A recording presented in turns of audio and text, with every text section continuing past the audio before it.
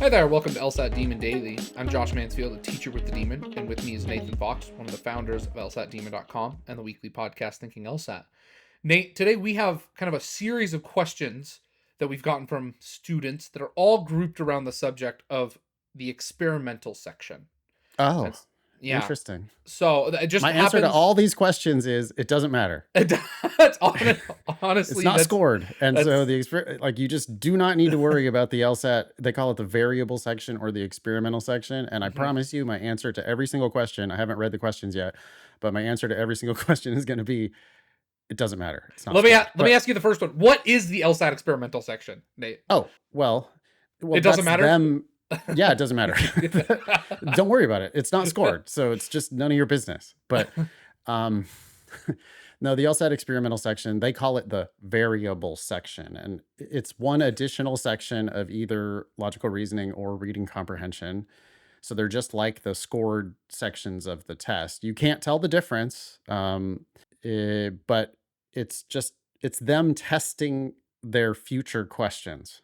So it's kind of like a great business model because you pay for the privilege of taking the test. And then while you're paying them for the privilege of taking their test, they're using you as a guinea pig for their new questions that, 2 years from now will appear on the official scored test. But on the day, there's 3 scored sections and there's 1 additional section. We call that the experimental section or the variable section. And that 1 additional section is just an extra section of LR. So you might have 3 LR and 1 RC on your test, but 2 of the LRs count. Or you might have 2 LR and 2 RC, in which case only 1 of the RCs counts. And you cannot tell the difference.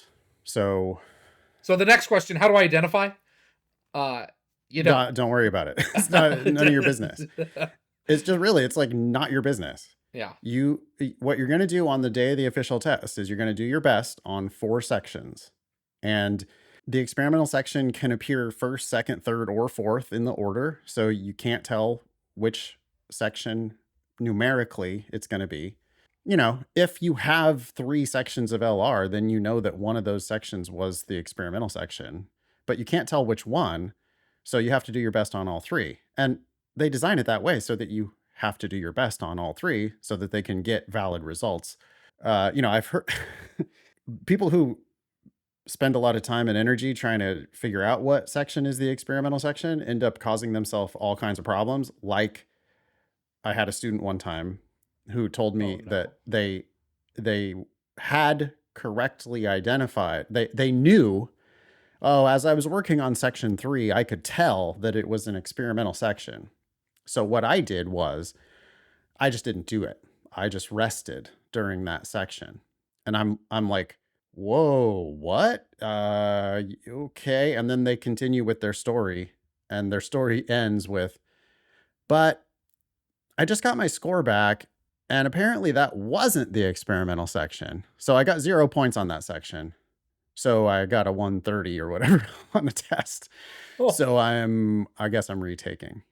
And I'm like, okay, I mean, you took my class. I told you it's none of your business.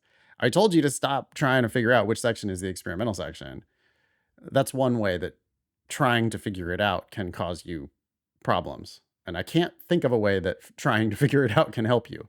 Not trying to figure it out, but let me offer you the only good thing that I think comes out of the experimental section for people. Okay. It's what I did on my test. I had 2 RC sections. I did one of them. I got my butt kicked. I'd been PTing in the high 170s. I did not finish my one of my RC sections.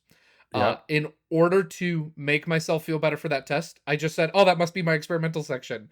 And I was like, good thing that one doesn't matter. And I just used it as like a buffer. I don't know.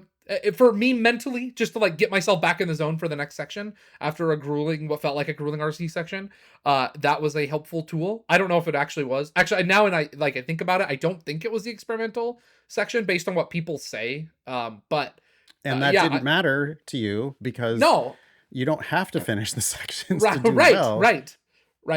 And so I didn't finish my section. I said, great, that's the experimental section. And then I moved on. Yeah. And that little like mental game was the only thing that I think has ever good come out of Yeah. That is fine. I mean, it's true that on the day of the test, one of the sections doesn't count. Yep.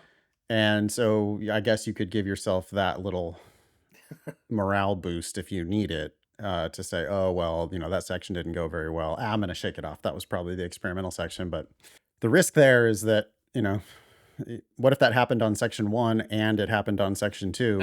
They're not both experimental. So it's a limited opportunity. That's for sure. Well, there's also another story that I've told on the podcasts over the years is that, logic games used to be a thing. And on the June 2009 test, I remember meeting with my students after the June 2009 LSAT, which was kind of notorious because it had these logic games. That's the game that has the mauve dinosaurs on it. And that dinosaurs game from June 2009 was legendarily hard. People thought that it was like super hard. Okay. But apparently in the room where my students had taken the test, because this was back in the old days of like big in-person administrations of the LSAT, so many people in the room had crashed and burned on the section that had the dinosaurs in it, that when they turned the page to the last section and it wasn't an additional section of games, they were just hoping, oh my God, I hope, like they're just, every section, they were just hoping that it was going to be another section of games, because then they could tell themselves, oh, so the dinosaurs didn't count. But they turned to section 5, or at the time, because there were 5 sections on the test back in the day. They turned to that last section and it wasn't games. And apparently there was like this audible, deflated gasp in the room where people are just like, oh, because. So, I mean, and that definitely seems like counterproductive, right? That's fair. That's fair. So what if that had happened to you on the reading comp? Sure. Right? If that was my only reading comprehension section. What if you had reading comp section 1, you don't do as well as you like, you're like, oh, that's got to be the experimental section. And then you get 3 sections in a row of LR. It's not a good mental game. No.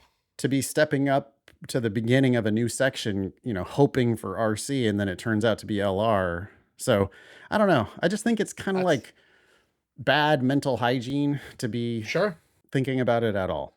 Yeah. Don't worry about it. It doesn't matter. That's right.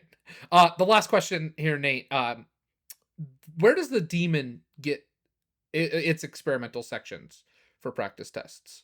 Are they the published? Because back in the day you had logic games as well. So how have we pieced together and gotten 4 sections of LR and RC for practice tests? Well, they did it. LSAC did it. LSAC actually went through and renumbered all its tests. So that was a hurdle that we had to overcome. It was a bit of a challenge for people in the LSAT prep business a year ago or so, because they had dropped the games out. They had to go through and change, or they thought they had to go through and change all their old practice tests. So that involved a complicated renumbering system and new scoring scales and everything else. And so they have brand new tests, which are old tests just kind of rearranged. And they took apart some of those tests to use those sections as experimental sections. But they are real sections. They're real sections, though. So if you get an experimental section on a demon practice test, that is actually a real section, real LSAT questions. Yeah. We've just labeled it as such for the purposes of mimicking. And you should still do your best on all those questions. You should still be very concerned, like very interested in every single one of your mistakes. Any of those questions that you struggle with, it's not like those are experimental questions. Those are real scored questions in the day. So they're legit, and you should review all those mistakes thoroughly. Perfect. Anything else about the experimental section, Nate? I don't think so. I think everybody should email daily at lsatdemon.com if they would like to ask us a question or share some LSAT or law school admissions news. And I thank them for listening.